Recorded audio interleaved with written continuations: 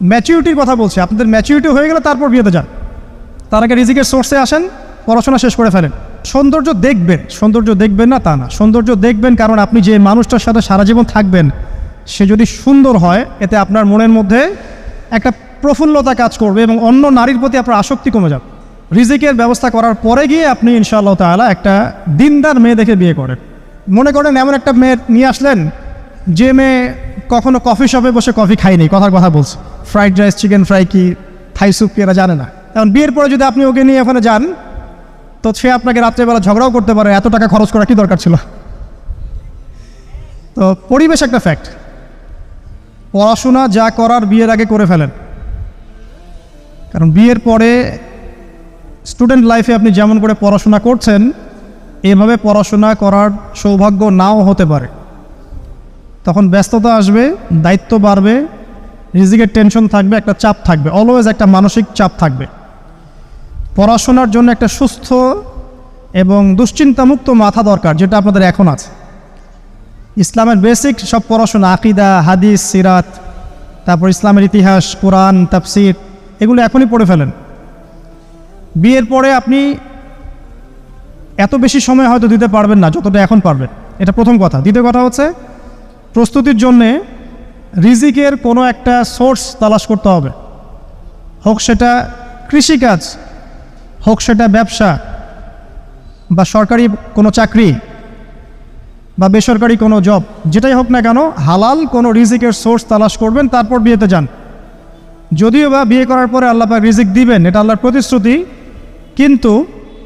কিন্তু রিজিকের একটা সোর্স না থেকে যদি বিয়ে করতে যান তখন আপনি আপনার গায়রতটা হারিয়ে ফেলতে পারেন। গায়রত কি জিনিস? পুরুষত্ব, ব্যক্তিত্ব। টাকার জন্য যখনই আপনি কারো কাছে মুখাপেক্ষী থাকবেন তখনই সে সুযোগ পেলে আপনাকে দুইটা কথা শোনাই দেবে, হোক সে আপনার শ্বশুর, হোক সে আপনার বাবা, হোক সে আপনার বন্ধু বা যে কেউ।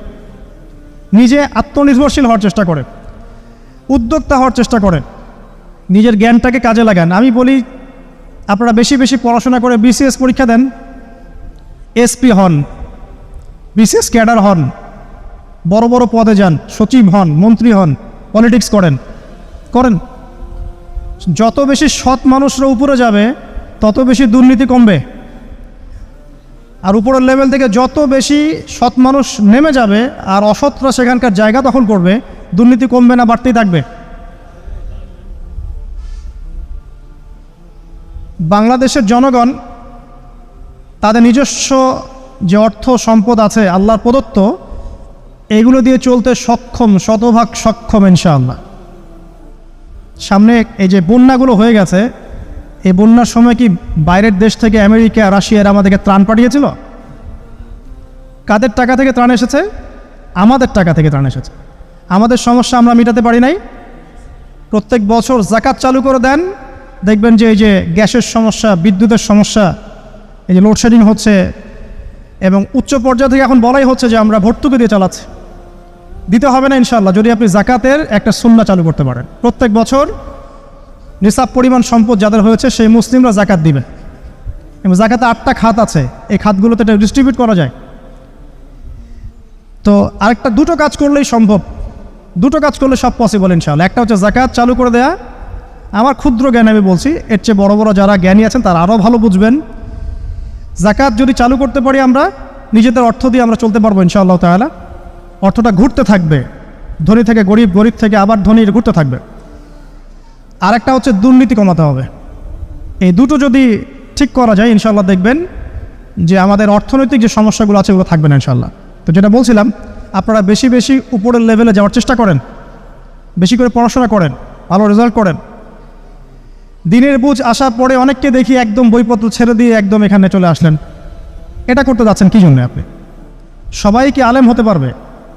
সবাই কি মুফতি তকি ওসমানী হতে পারবে?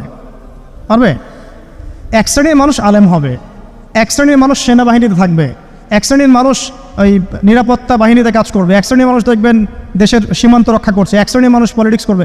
শ্রেণী আছে, সবাইকে তো এক জায়গায় আসতে হবে না। এক একজনের দায়িত্ব এক এক রকম। আপনারা পড়াশোনা করে ভালো ভালো চাকরি করেন, গভর্নমেন্ট জবে যান, বেসরকারি বড় পোস্টে যান, এখন আপনাদের বয়স আছে। রিজিকের ব্যবস্থা করার পরে গিয়ে আপনি ইনশাআল্লাহ তাআলা একটা দিনদার মেয়ে দেখে বিয়ে করেন। আর দিনদারিতা আমি আবার বলছি যে শুধু বাহ্যিক বোরখা দেখলেই বোঝা যাবে না যে মেয়েটা দিনদার, ঠিক আছে? এর জন্য প্রথমত আল্লাহর কাছে দোয়া করা জরুরি। মেয়ের বংশ সম্পর্কে খবর নেবেন, মেয়ের মা, মেয়ের বাবা, মেয়ের দাদা, নানা, নানি কেমন ছিল, বংশ কেমন ছিল আর কি। হ্যাঁ, হতে পারে একটা খারাপ বংশ থেকেও একটা ভালো মেয়ে আসতে পারে। ন্যাচারালি একটা বংশের একটা কি থাকে, একটা প্রভাব তো থাকেই, একটা পরিবেশের প্রভাব থাকে না, থাকে। মনে করেন এমন একটা মেয়ে নিয়ে আসলেন যে মেয়ে কখনো কফি শপে বসে কফি খায়নি, কথার কথা বলছে, ফ্যামিলিগতভাবে তারা কখনো কফি শপে বসে খায় নাই, ফ্রাইড রাইস, চিকেন ফ্রাই কি, থাই স্যুপ কি এরা জানে না। কারণ বিয়ের পরে যদি আপনি ওকে নিয়ে ওখানে যান তো সে আপনাকে রাত্রেবেলা ঝগড়াও করতে পারে, এত টাকা খরচ করা কি দরকার ছিল। তো পরিবেশ একটা ফ্যাক্ট। তো আপনি মেয়ের বংশ দেখবেন। আর এই যে বাহ্যিক সৌন্দর্য, সৌন্দর্য দেখবেন না তা না, সৌন্দর্য দেখবেন কারণ আপনি যে মানুষটার সাথে সারা জীবন থাকবেন সে যদি সুন্দর হয় এতে আপনার মনের মধ্যে একটা প্রফুল্লতা কাজ করবে এবং অন্য নারীর প্রতি আপনার আসক্তি কমে যাবে। কিন্তু সৌন্দর্যটা মূল উপাদান নয়, তার দিনদারিতা মূল উপাদান। যদি দিনদারিতা থাকে, আকীদা ঠিক থাকে, আমল ভালো, মাশাআল্লাহ, ফরজ ওয়াজিব মেনে চলে, খাস পর্দা করে, আপনি বাকি বিষয়গুলোকে গৌণ রেখে এটাকে মুখ্য রাখেন। এগুলো মূল প্রস্তুতি। আরেকটা প্রস্তুতি বললে অনেক বলা যায়। একটা বলছি যে আপনি নিজে পবিত্র থাকার চেষ্টা করেন, আল্লাহ পাক আপনাকে পবিত্র স্ত্রী দিবেন ইনশাআল্লাহ। আপনি যদি অপবিত্র হয়ে যান, মনে রাখবেন আল্লাহ পাক কিন্তু আহকামুল হাকিমিন, বিচারক, আল্লাহ পাক সেরা বিচারক। আপনি পবিত্র থাকেন, নিজের নফসকে পবিত্র রাখেন, পর্নোগ্রাফি থেকে দূরে থাকেন, প্রেম করেন না, হারাম অ্যাফেয়ার্সে যায়েন না, এই যে বন্ধু ট্রেডিশনে যায়েন না, দিন পালন করেন, পড়াশোনা করেন, চাকরির তালাশ করেন, পরিবার দেখেন, রেসপন্সিবিলিটি নিয়ে শেখেন, আল্লাহ পাক দেখবেন আপনাকে পবিত্র স্ত্রী দিবেন ইনশাআল্লাহ। আর যদি একটা মনের মতো মেয়ে কখনো পেয়ে যান জীবনে, তখন ডানে বামে আর তাকাতে যাবেন না সারা জীবন। একটা মনের মতো যদি মেয়ে পেয়ে যান সারা জীবন, আপনার মনের মতো সব দিক থেকে, তাহলে ডানে বামে আর দেখতে যাবেন না। জীবনটা ছোট, একে নিয়ে কাটিয়ে দিবেন ইনশাআল্লাহ। কারণ অনেক বিষয় আছে ইসলামে ঠিকই, কিন্তু এগুলো রেসপন্সিবিলিটি পালন করা খুব ডিফিকাল্ট, ঠিক আছে? আল্লাহ পাক আমাদেরকে বোঝার তৌফিক দান করুন, আমিন। যুবকদের বিয়ের সঠিক বয়স কত? আবার বিয়ের প্রশ্ন। ম্যাচুরিটি হয়ে গেলে বিয়ে করবে। ম্যাচুরিটি অনেকের 30 বছরেও হয় না। হ্যাঁ, এখনকার যুগের পোলাপাইন 25 বছরেও হয় না। 25 বছরের যুবক দেখেন টিকটক নিয়ে ঘুরে বেড়াচ্ছে। ওর কোনো ম্যাচুরিটি আছে? জগৎ, দেশ, বিশ্ব, রাজনীতি, অর্থনীতি, কোনো ম্যাচুরিটি আছে? পরিবার, কিছুই না। ওর কাছে জীবনটা একটা মজা, ফান। অথচ ওর মতো বয়সে তারেক বিন জিয়াদ, মোহাম্মদ বিন কাসিম, তারা বড় বড় জায়গা জয় করেছিল।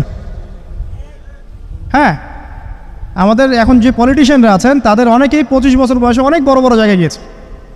তাদের হিস্ট্রি পড়ে দেখেন, জীবনী পড়ে দেখেন। এখনকার জেনারেশন 25 বছর বয়সে কী করে দেখেন?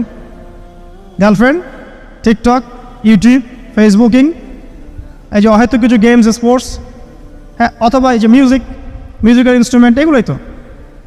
আপনি দেখেন রিয়েল, আমরা যেটা কথা বলি যুবকরা আগামীর ভবিষ্যৎ, আসলে দেখেন না কি ভবিষ্যৎ আমরা জন্ম দিচ্ছি। দেখেন একটু কোন প্রজন্ম জন্ম দিচ্ছে। আমাদের যে বাপদাদারা যাদের হাতে দেশটা স্বাধীন হয়েছে, এই প্রজন্মটা কি সেই প্রজন্ম এই যে এখন যেটা আছে? এরা পারবে এটা করতে? তো আমাদের ম্যাচুরিটির কথা বলছি। আপনাদের ম্যাচুরিটি হয়ে গেলে তারপর বিয়েতে যান। তার আগে রিজিকের সোর্সে আসেন, পড়াশোনা শেষ করে ফেলেন। আল্লাহ পাক তৌফিক এনায়েত করুন, আমিন।